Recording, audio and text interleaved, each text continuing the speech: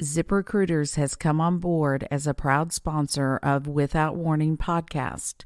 Use code WOW and search for jobs anytime, anywhere. Let's support the sponsors that support Without Warning.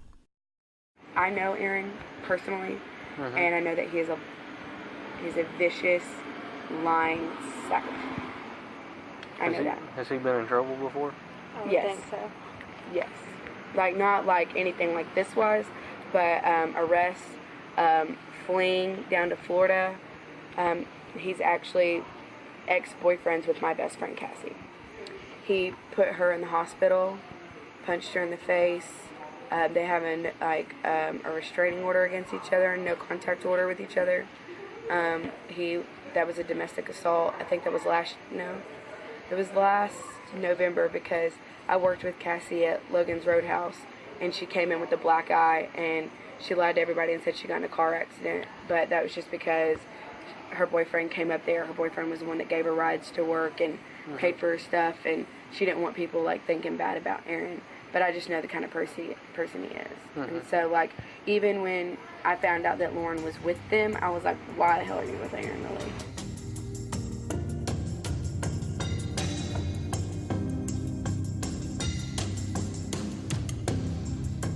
Aaron Lilly is about 6 foot tall, white male.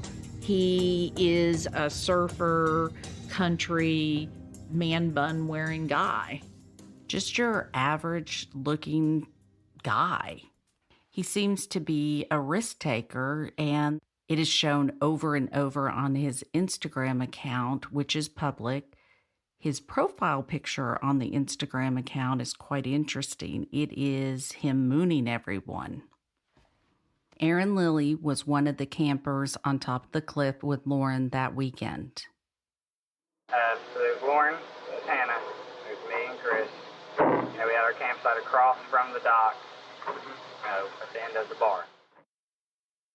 This recording is done by Jeremy Taylor, the police officer from DeKalb County, speaking with Aaron Lilly a few days after Lauren's death. Not months, not weeks, but days. Listen to what they're saying and the conclusions they're coming up with. I believe the interview was done at the marina where Aaron Lilly worked. The audio is hard to hear. It's definitely not audio that Aaron was speaking into. It was audio that the police officer obviously had in his hand. We all went to Wakefest that day, come back, gone out to the bar, drinking. Lauren's ex-boyfriend was there. I don't know his name. I just met him that time. I didn't really meet him. I just know he was there. We all drank, had a good old time. Eventually, we ended up making our way all back to the campsite. It was, I guess, much later on, further than I thought. Stuff I did remember later on the night was I remember going back to camp, actually. I remember coming back, walking down the dock, because I left the bar and I walked up to my truck. And when I came back down to the truck and I went to the end of the bar, or the end of the dock, Chris was asleep on a houseboat we had our boat parked across from. You saw the Malibu. You saw where it was parked, that houseboat directly across. And he was, I charged my phone there. He was sleeping on the front porch right there with them. And I was walking past him, and he's like, hey, your friend's right here asleep. He was looking for you. He didn't want to get back without you. And I was like, oh, I was looking for him. So I sat right there, and I didn't sit there too long before Hannah and Lauren both walked up. We all made our way back over to camp by canoe. We didn't want to take the boat there. Went back up to camp. I remember sitting there talking, chilling. I remember talking to Lauren, who was sitting beside me at the time, in the lawn chairs. And we were talking about her ex-boyfriend, and she reminded a lot of my ex-girlfriend. She acts just like her, like the crazy ex-girlfriend. Whoa. Hold up right there. You're going to need to listen to that about the crazy ex-girlfriend. This is important because throughout this episode, you are going to get a really good picture of Aaron and his relationships with his ex-girlfriends. This is Aaron Lilly's ex-girlfriend speaking about the first time she met him. Aaron showed up to my 21st birthday, and I got introduced to him. Went on somewhere else because there was another guy there I was into. But my best friend fell in love with Aaron. Well, a couple weeks go by, and Lauren is heartbroken. This isn't Lauren Agee. This is Lauren Dahlhauser. She is heartbroken. Aaron will not call her. He will not respond to her. She does not understand why. She gave him everything he wanted, and he will not call. So that was my first encounter with Aaron. Well, it just so happened when Lauren was complaining to me on the phone about Aaron, I had another girl at my house named Tian. And I had Lauren on speakerphone, and Lauren was like, "Are you talking about Aaron Lilly?" And I was like, "Yeah, we are." "Why?" She goes, "That's my boyfriend. I've been secretly dating him for months." And we just immediately found the first triangle of girls. You will hear more on their relationship throughout this episode.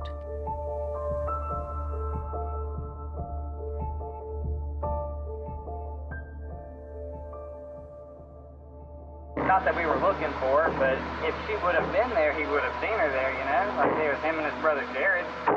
And, we jumped off the cliff that morning, and when we jumped off, I swam deep.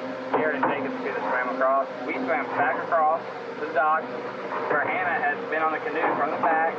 And she even said to me, she was like, "Aaron, when I got on the canoe, I looked for her, This was after everything, obviously.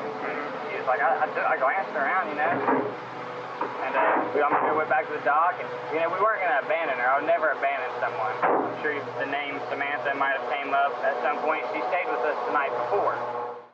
You heard from Samantha Arnold at the beginning of this episode. Samantha was an acquaintance of Hannah and Lauren. Samantha knew Aaron, and she had an opinion of Aaron. She got abandoned there at Wakefest, and that's why she stayed with us at camp, was because her ride left her at Wakefest, so she stayed with us. And the next morning, we took her back to the dock, and we didn't leave until we knew for sure that she was going somewhere, because I was going to bring her with us another day at Wakefest. I didn't care, but I cared to have another girl on the boat. There are so many things in this interview that says volumes. He talks about another girl staying up on the cliff with them, making sure she's safe and making sure she was okay. But what's interesting about that is, where was he making Lauren safe? Why wasn't he looking for her, making sure she was safe? There's just so many inconsistencies as a human being in that. And he says we don't abandon people. What does that mean? Lauren was alone and abandoned in the cove. Where was Aaron Lilly?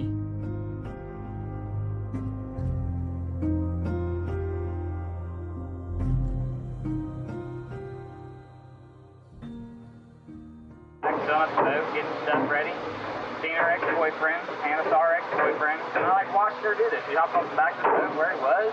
I was like, "Where's Lauren?" And he's like, "I don't know where Lauren is." Why would I know? When's the last time you saw her? And what he said was the last time he saw her was when she had came at the bar, when they were putting the chairs up, the closing time, and that she had tried to make a move on him at some point that night, and that it didn't happen. And the last he heard, she went back to a houseboat. And in my eyes, I was like, well, all right, that makes pretty much sense. I've seen her with guys today, and I see where our campsite is, and being a girl, I probably wouldn't camp up there compared to a houseboat. But stuff made sense in my head.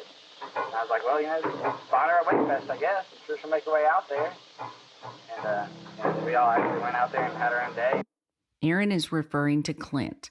Clint is Lauren's ex-boyfriend who was at the marina for Wakefest all weekend. What Aaron is saying is that he spoke to Clint looking for Lauren, and Clint said that Lauren had made a move on him. And he, of course, turned it down, and that she went to some houseboat. She had mentioned that she wanted to go home numerous times, and me and Hannah obviously weren't going to let that happen, not after drinking all day long and heavy drinking at night. We got back. We took her keys and everything, and she, the last I remember, me and Hannah were in our hammock. From all the talking, I don't remember much after that. We just hung out. seen her? sleeping in a hammock. You actually physically seen her, though? I mean, yeah, we were all up there. Like I said, dude, there's no way. I trust those hammocks with my life. There's no way you're rolling out of a hammock. And I was talking. What I'm saying is, you don't think she would have got up out of the hammock? After I went to sleep? No, before you went in there. Oh, no, I would have seen her get up if that was the case. According to Aaron, the last time he saw Lauren was in the hammock, and her feet were facing the marina. He doesn't describe who she was with, which hammock she was in, just that she was in a hammock. Like I said, when I went to sleep, dude, and I hate it, dude, because, I've been reading all this crap. I watched the news and stuff. I can't handcuff her and put her to me. She's 21 years old. That would look really bad. Yeah. It's like, I can't ball and chain her. Once I go to sleep, everybody's all right. That's as far as I can get with anything. I would expect her to have woken me up if she wanted to go back. And if she would have fallen, she would have had it off the side where her hammock is. Dude, I jumped off it 1,000 times the other day. Like, if she would have fallen off that, yeah, you would have had a horrible back buster and a hell of a headache, but there ain't no way that you're bouncing down or anything like that. I think if someone was to fall, I think you would fall. I think you'd be very hurt. I find it very interesting that Aaron goes on and on about Lauren possibly falling off the cliff and denying that she did. This is a good point, but he didn't know what shape Lauren's body was in when it was found or the cause of death. It almost seems as if he's trying to divert the conversation somewhere else than from what he actually knows. I think I'm talking to my buddy on it. And from where I saw the boat, because I assume, because you know how there's two coves in the back. When I got there, I saw it on the far cove, which is where I pulled the canoe up to talk to the guys that were on it. And which they saw me. So, being on the back side like that, I can only think that she was going down or coming back or on the steps, that area. The fact that he cannot say Lauren's name, this friend of Lauren calls the body it, is insulting. It kind of disassociates him from the body. And he doesn't have to face the reality is that is a human being. Is she not a fighting type girl, or is she? I don't think so. She's pretty smart. From what I gathered, she works at a lawyer's office or something, doesn't she? Who's Lauren? Lauren. I think she's got her head on straight for the most part. She's younger than me. So. How old are you? I'm 24. Yes, sir. Yeah.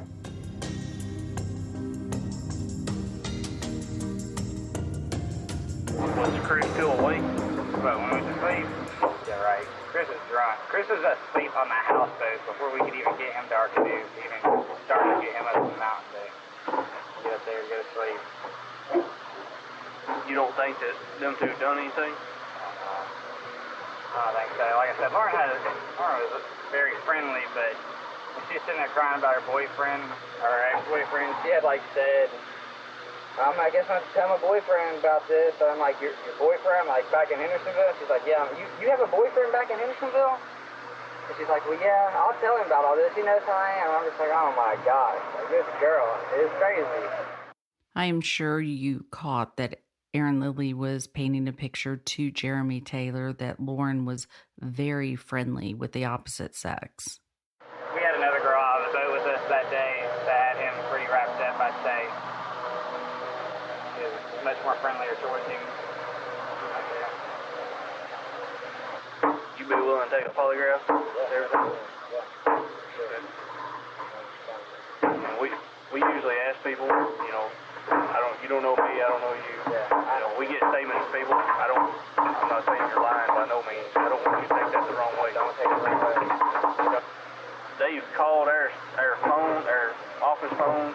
They've called the sheriff. They've texted all kinds of the news media. And not one person from the sheriff's department has spoke a word to them.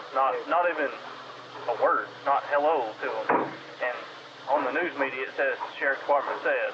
the sheriff's department says. And I'm thinking, what sheriff's department person are you talking to? So Jeremy Taylor, the sheriff's office, and Aaron Lilly all have something in common. They don't like the news media, and especially Fox 17 Nashville, because Fox 17 Nashville's been asking questions. And in this case, law enforcement's not going to work with the local media to get witnesses to come forward or the public to know about this case. Now, generally, law enforcement does work with the local media in order to have witnesses come forward. I find it so interesting that Jeremy Taylor is having this casual conversation with a witness talking about how he doesn't like the way the media is portraying the case. Isn't that telling? The teacher would give you a note, you take that note, you read it real quick, and you crumble it up, you gotta tell it to this person. By the time it gets all the way around to 12 people, it's like none of it is the story that you just read on that paper. It's just unbelievable, man. Oh, we know. We know all about it. But even if you would have hooked the ball and chain to her and handcuffed her to you, she might have survived this weekend. She might have got killed on the way home. If it's your time, it's over. You can't stop it, no matter what it is. Everybody will die at some point. Everybody's going to die. It's just a matter of death that you die. You can't control. The phone call you're about to hear is between Sherry Smith and Cassie Franks. Cassie Franks was, at the time, Aaron's secret girlfriend. Cassie Franks knew Lauren, Hannah, Aaron. She knew them all. I mean, just all kinds of people that know me. Because, I'm kind of I know a lot of different groups all over Hendersonville, and everyone knew, mine and Aaron's relationship because we were together for 4 years. But, I mean, me and him broke up because of domestic violence. I mean, we went to jail. Yeah, I mean, he hit me. And, I mean, he beat the crap out of me, but I didn't call the police. And then one day, he did it at my house early in the morning, and my neighbors called, and both of the police came, and we both went to jail. Cassie, I'm so sorry. We would do the push yelling fights, but the first sign of really physical violence was the first time he hit me with the car. I mean, he's an alcoholic. He does things when he's drunk that he doesn't even, he's a horrible alcoholic, and he just doesn't remember what he does. And, I mean, that's no excuse at all, but, that's why, I mean, I don't think he would ever, physically hurt someone like that. I don't know, I just don't see him. I feel like if he was going to be, violent towards anybody, it would have been towards Hannah. Yeah, well, unfortunately, my daughter's the one that's dead. I know. From blunt force trauma. And I was so angry. I'm still angry. I don't care if my worst enemy is missing. I'm going to find them. Well, and Hannah didn't. She didn't look for her at all. I didn't go look for her. What was that, man? Yeah, she didn't look for her at all. None of them did. I know she didn't, and I said that. I literally said that. All right, say it again. Cassie Franks. And what is your relationship to this case? I am Aaron Lilly's ex-girlfriend. How long did you and Aaron date? About 3 years. Between November of 2012 all the way up to the beginning of 2015. We met because of another guy I was dating. It was my 21st birthday. The guy I was dating got a DUI, and Aaron was the passenger. So Aaron got all of the guy's stuff that I was dating, the wallet, everything. He took it all when Cody went to jail. So I was essentially, the girl he was dating was okay, well, I'll be the middleman for the family. I kind of know Aaron. I have his number. I'll help his family. I'll get all the stuff back. So I ended up, being the middleman there, and Aaron kind of got into our friendship circle a little bit more. And so he was around a lot. Well, then Cody and I broke up, and it was the end of that. Anything that had to do with Aaron and me started around November 21st. And it just started out as a friendship. And I was like, well, you're not that bad of a guy, I guess. It's just the way things happened. So him and I start dating, but we date secretly. His name is Tyrone in my phone, so no one knows who he is. And we would be in the same group of friends at a bar, and he'd be on the other end of the table, and we'd text to talk. And then when it was time for him to leave, he would leave and wait by my car until it was time for me to come with him, and he would come and get in the car, and we'd leave, essentially.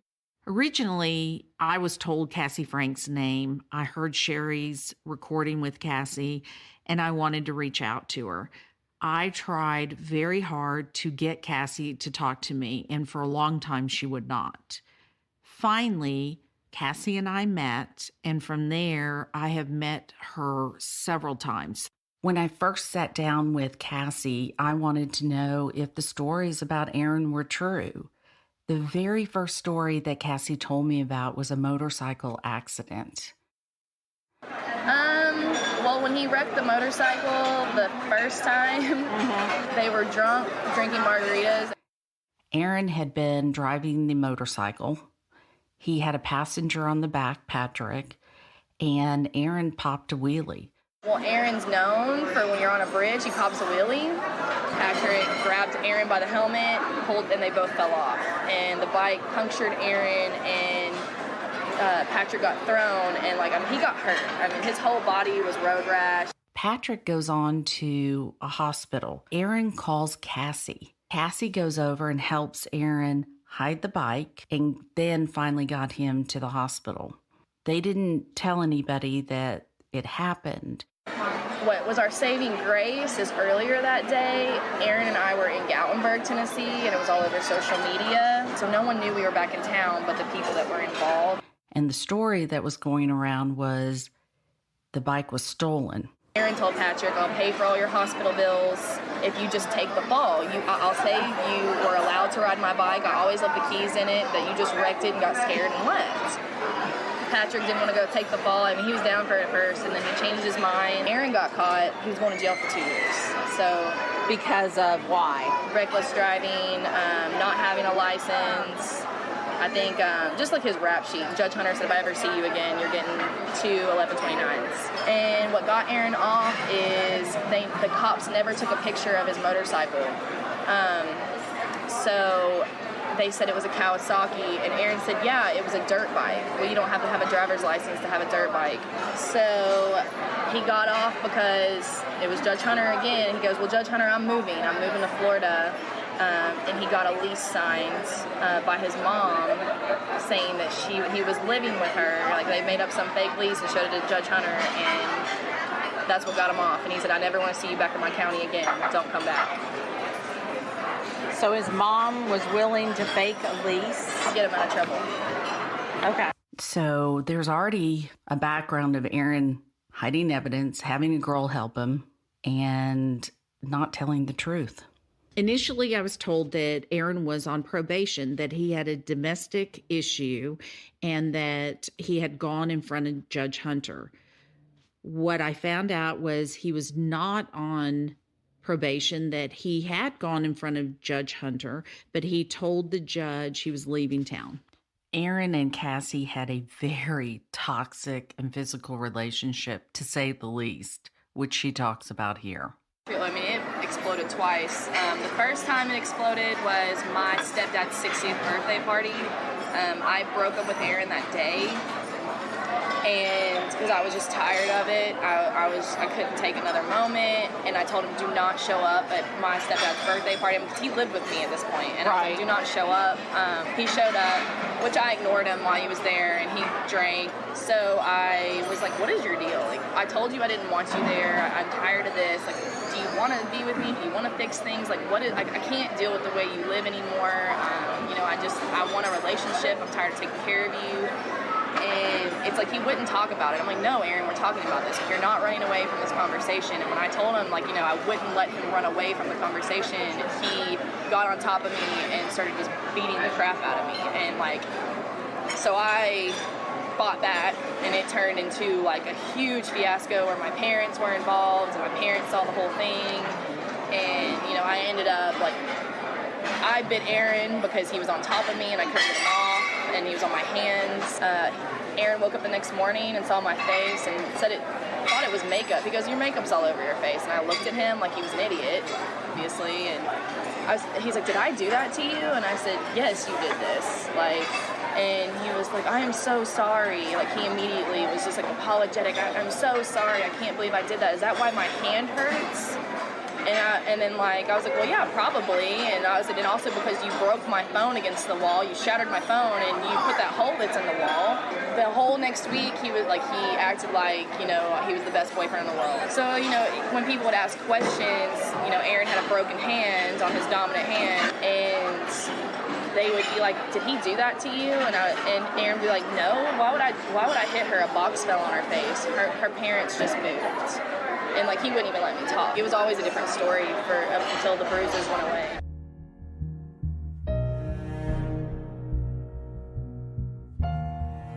Cassie has pictures of her abuse, solid evidence of someone choking her and grabbing her. The DeKalb County Police Officer saw it, and it's nowhere in the police file. Cassie met with Jeremy Taylor for 3 hours, and none of that recording's in the file. I think that the pictures show a pattern. Bite mark and arm being grabbed and the throat. I think that's all very important. If you fight a certain way, it's going to show up in your former relationships. I think that this is very telling on the way Aaron fights. What about Virginia? If Aaron, did you have Virginia at your home? Mm-hmm. Did Virginia do anything when Aaron was beating you? Just a reminder, Virginia is Aaron Lilly's emotional support dog. No. She cowered down. Virginia is the sweetest dog in the world. Virginia's terrified of Aaron, so she would cower down and just kind of all right, Dad's, in his mode or something, because he used to beat her with trash cans and belts and stuff. Oh, for God's sake. I had to leave. I couldn't handle it.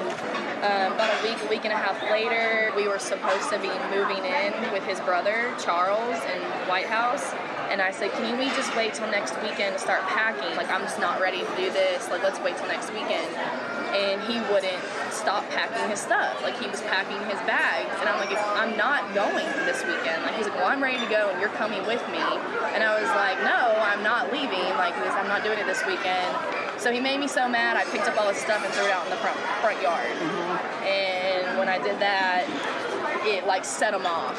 And he bum rushed me when I had all of his stuff in my arms and on my front porch, and he shoved me down onto the concrete steps. In my mom's house, there's 2 sets of stairs. She lives on a hill on the front porch. So I had gone down the first set of stairs, and I was on the flat top. Right. I was going down the next step, and he came up the stairs, and he pushed me backwards, holding my neck, and pushed me down onto the stairs behind me. Okay. And so I fought back, and I pushed him back. And I was able to get up, and I pushed him as hard as I could into the railing straight across from him. And honestly, almost pushed him off the railing, but he didn't go. He calls the cops, and he tells the cops that, please come, my girlfriend's crazy, she won't let me leave, she's nuts, and so he was on top of me, strangling me, and I pushed back. But since he had that little cut on his hand, they decided to take both of us to jail. But I think they decided to take me to scare me, because I was never handcuffed and I was never treated like an inmate when we were there. Did they book you? They did, but they took my picture and my fingerprints, but then it came back when they showed me my paper when they were releasing me that I was released for civil to keep the peace. And the whole time I was there, they showed me his rap sheet, why are you with him? The next time we're called, you could be dead. You need to get away. They were just trying to talk me out of it. And I was crying, and I was like, oh, but I love him. And I was the pathetic, victim, I guess you could say.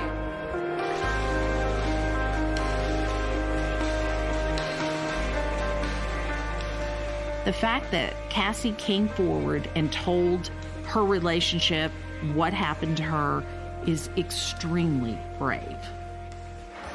So within a week of each other, he assaults you basically. Twice. He reprogrammed my whole brain. I don't know how he did it in 3 years, but he did it. Look, nobody wants to think evil's been in their life.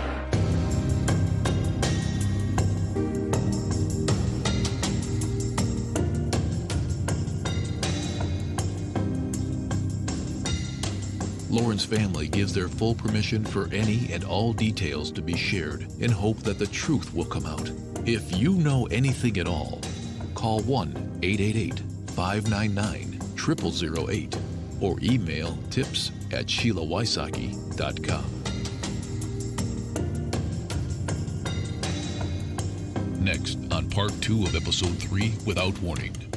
So timeline-wise, it was January that y'all had your big fight, and the judge said, okay, you guys have to separate, right? Mm-hmm. And then you all secretly stayed in touch, correct? But he was dating other people at that time. Yes, without me knowing. And then in July, the big reveal of Hannah. Yes. Friday morning and said, well, will I see you at Wakefest? And he was like, yeah, I'll be there. And I was like, I'm assuming the normal spot. And he was like, yeah, I'll see you there. And I texted him throughout the rest of the day. When I got to Wakefest, he was already there. The campsite was already built. Texted him, and he got it. So they can't say that there wasn't service because he got it. And then he was like, yeah, I'll see you later, at the bar. And that's when I saw him, and he walked in with Hannah.